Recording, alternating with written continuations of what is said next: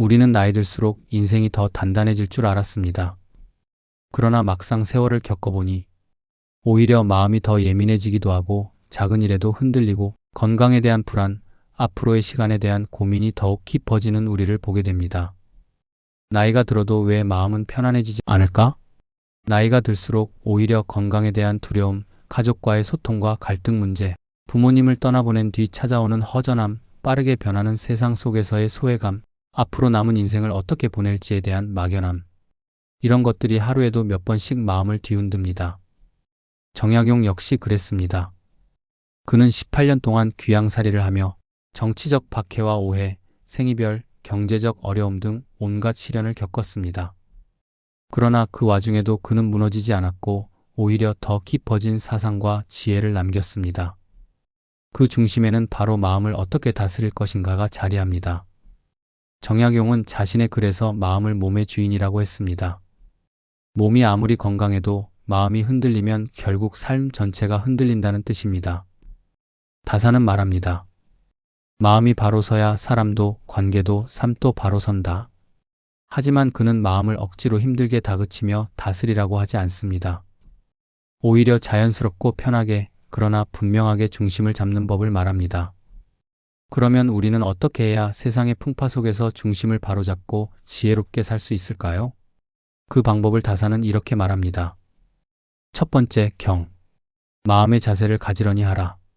경은 큰 결심이나 거창한 수행이 아닙니다. 일상에서 실천하는 작은 태도입니다. 다산이 말하는 경은 자리에서 일어나기 전 몸과 마음을 가다듬기, 식사를 할 때 마음을 집중하기, 걷는 동안 마음을 헛되이 흐트리지 않기 하는 일을 하나씩 차분히 끝까지 마무리하기 등입니다. 나이가 들수록 한 번에 여러 가지 일을 하려고 하면 마음이 불편하고 조급해집니다. 그럴 때 정약용은 이렇게 말합니다. 마음을 들여다보는 데서 경이 시작된다. 지금 이 시간 삶의 속도를 조금 늦추고 지금 내가 하고 있는 일에 차분히 집중하는 것만으로도 마음의 불안과 흔들림이 놀랄 만큼 줄어들 수 있습니다. 두 번째, 성찰. 마음을 살피는 습관. 정약용은 매일 자기 마음을 돌아보았습니다. 오늘 내가 한 말은 적절했는가? 내 마음이 작은 일에 흔들리지는 않았는가? 누군가를 오해하거나 성급하게 판단한 적은 없는가? 그는 하루에 반드시 한 번은 마음의 기록을 남기라고 말합니다. 나이가 들면 다른 이에게 말하기는 어렵지만 마음에는 깊숙이 남는 감정들이 있습니다.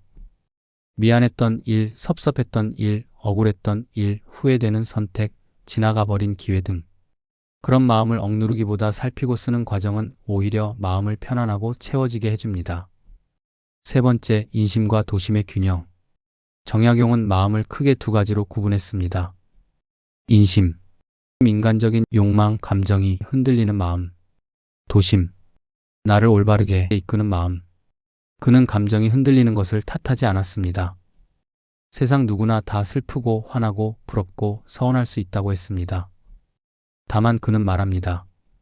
감정은 잠시, 기준은 오래 가야 한다.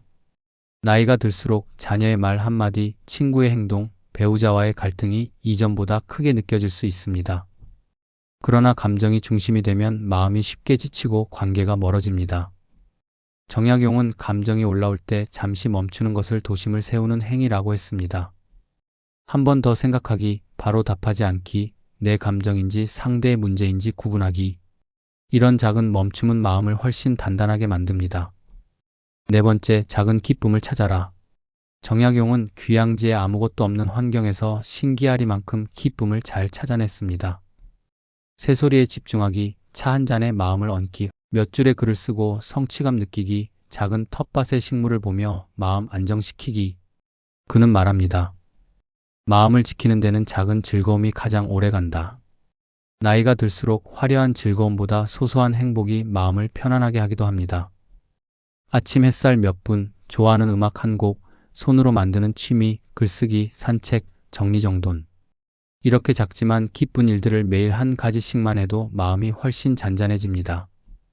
다섯 번째, 관계의 거리를 두라. 정약용은 인간관계를 굉장히 중요하게 여겼지만 거리를 지키는 법 또한 강조했습니다. 다사는 말합니다. 가까우되 얽매이지 말고 멀리하되 끊어지지 마라. 나이가 들수록 삶에서 가장 큰 마음의 불편함은 대부분 사람에게서 옵니다. 기대가 어긋날 때, 섭섭함이 쌓일 때, 노력했는데 돌아오지 않을 때, 말을 잘못했을까 걱정할 때, 정약용은 이런 감정에서 벗어나기 위해 관계의 자연스러운 거리를 유지하라고 했습니다. 너무 가깝게 마음을 열어 상처받을 필요도 없고 너무 멀어져 외로울 필요도 없습니다. 적당한 거리, 자연스러운 소통, 부담 없는 관계가 오히려 마음을 가장 건강하게 만들어줍니다. 정약용이 살아있었다면 우리에게 이런 말들을 건넸을 것입니다. 과거는 이미 지나갔으니 마음에 오래 두지 마십시오. 남은 시간이 더 중요합니다. 지금부터의 삶이 진짜입니다. 마음을 지키기 위해 다른 사람보다 나를 먼저 돌보십시오. 하루를 단정히 쌓는 것이 인생 전체를 단정하게 만듭니다. 정약용이 말하는 삶을 세우는 마음 다스림은 지금 순간에 집중하며 불필요한 감정들을 내려놓고 작은 기쁨을 챙기며 내 삶의 중심을 내가 잡는 것입니다. 오늘부터 실천해 보십시오. 아침마다 오늘의 마음 자세 한 줄 정하기, 감정이 올라올 때 10초 멈추기, 마음의 면역력을 위해 하루의 기쁨 한 가지 기록하기, 거리를 유지하며 관계에서 한 발 물러나 바라보기. 내 마음의 주인은 결국 나. 정약용은 평생 유배의 시련 속에서도 마음을 잃지 않았습니다. 그의 마음 철학은 화려하지도 거창하지도 않습니다. 우리의 마음이 단단해지면 관계도 일상도 인생 전체도 훨씬 안정될 것입니다. 우리의 인생이 평안하고 기쁘게 변화될 것입니다.